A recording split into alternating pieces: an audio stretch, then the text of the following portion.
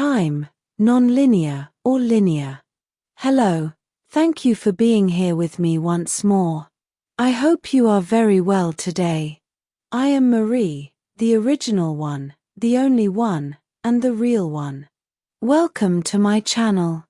This information can be seen as science fiction, or as the viewer sees best, and I post it for entertainment purposes only. Still, I take my information very seriously, and for whoever has eyes to see. I am writing this in English on the morning of July 23, 2025. My predecessors and I have talked about time countless times before, yet this subject keeps coming up because many misconceptions must be cleared out about it, and there is always something new to say. Time, in general, is one of the subjects where interstellar civilizations, like the Taygetan one, are far more advanced than human culture is on Earth, as the understanding of time for those interstellar civilizations has come to the point where time manipulation and time travel are everyday activities. In contrast, on Earth it is still in the realms of science fiction.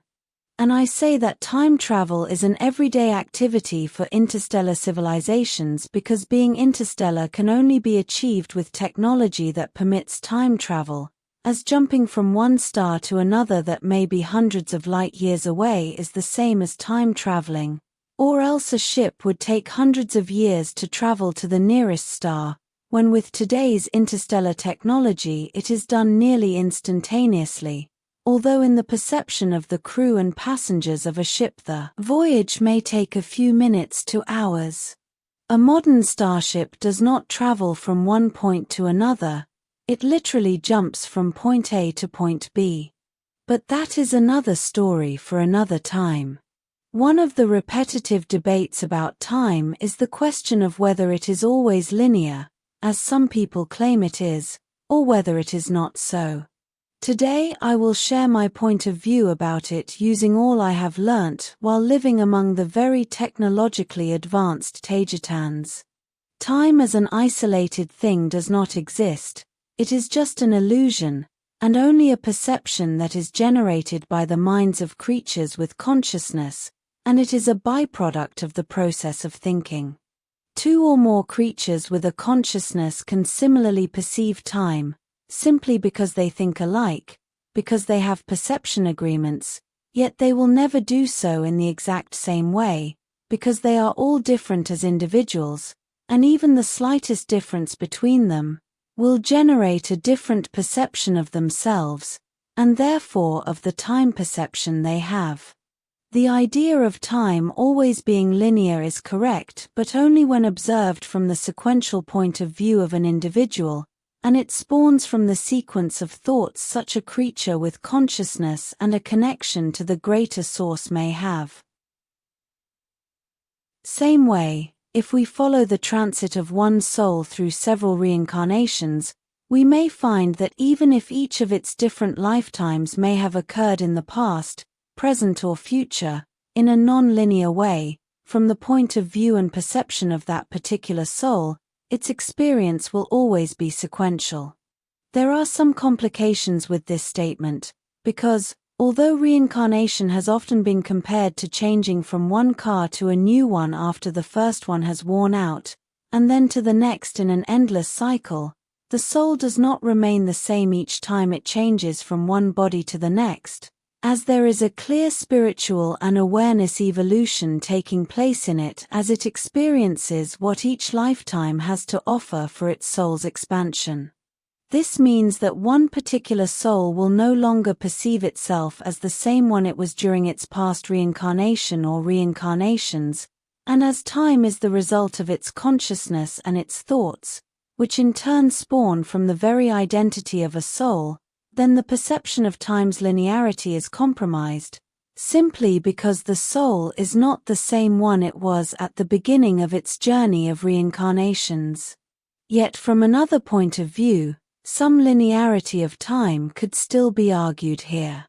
People are not the same all the time, there is an evolution process. Their soul is not equal at the beginning of a lifetime and several decades later, So just imagine the differences from one reincarnation to the next.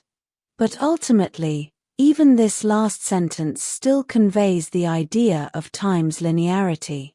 Then we also have the so-called veil of forgetfulness, where a soul may not remember who it was during its past lives, and this in itself also alters or cuts off the linearity of time from its point of view, even though whoever that soul was before its present reincarnation and its experiences had, will still define who he or she is today, regardless if that person consciously remembers or not, because past life experiences work from an unconscious level.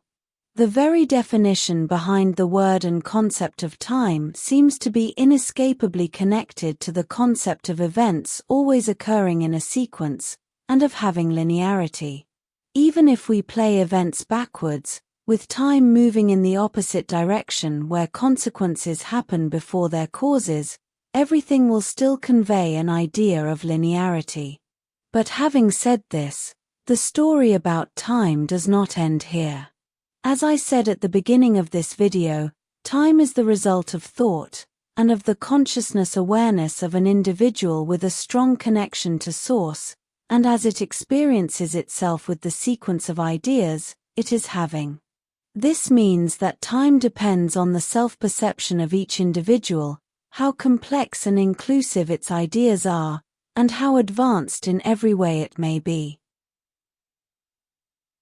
The perception and the idea of time always being linear is only valid from a lower existential point of view where a lot of separation and duality exists.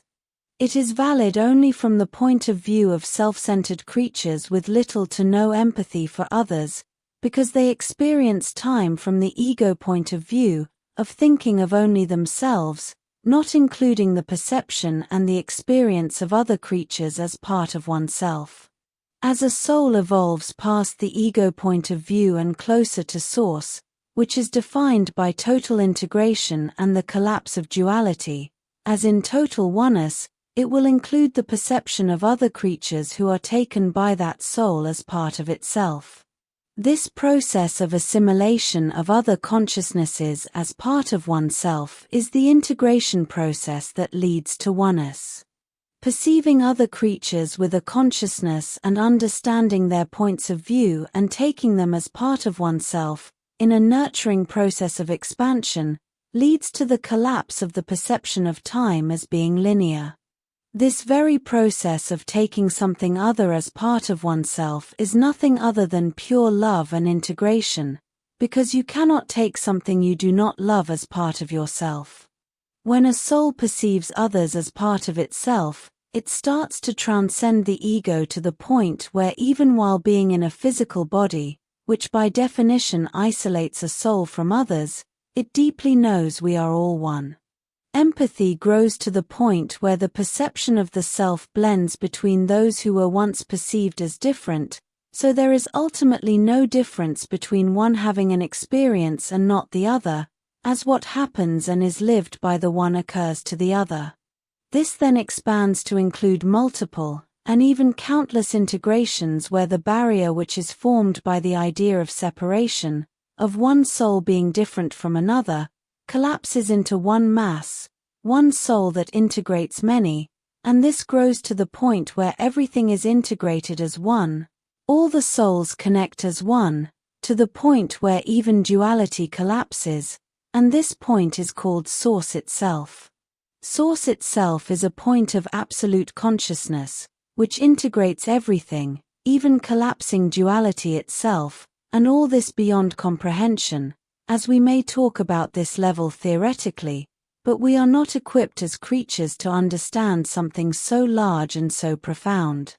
At this point, where even duality collapses, there cannot be any linearity of time, as there is no concept of a sequence, and as all the thoughts of that super-consciousness occur at once, and even these words are vastly insufficient to describe such a level of integration. Here time does not even exist, as everything simply is. This super-consciousness called Source is as it has always been, is, and will always be. Removing all theological meaning from my words, this is the mind of God. But you don't have to go as far as Source to collapse linear time, as countless creatures are so spiritually evolved that they experience the thoughts and events of others as their own, and they live that mostly as concepts, emotions, and feelings, in a completely timeless and non-sequential way. Those creatures are so empathic that they feel other beings and what they are experiencing with no distinction from their own, collapsing the very concept of self from their point of view. From the point of higher existential realms, where things are less dense, beings collapse time, thinking in such a way that it is non-sequential, even more so as they do not use words as we know them, only concepts, and they can experience several events simultaneously, events that from another point of view would be seen as separated by a long time. From that higher existential realm point of view, they can choose to perceive things in a linear way or not, as the concept of everything occurring simultaneously and outside time is obvious to them as they are so close to Source. These higher creatures dwell in timelessness, and therefore are also eternal.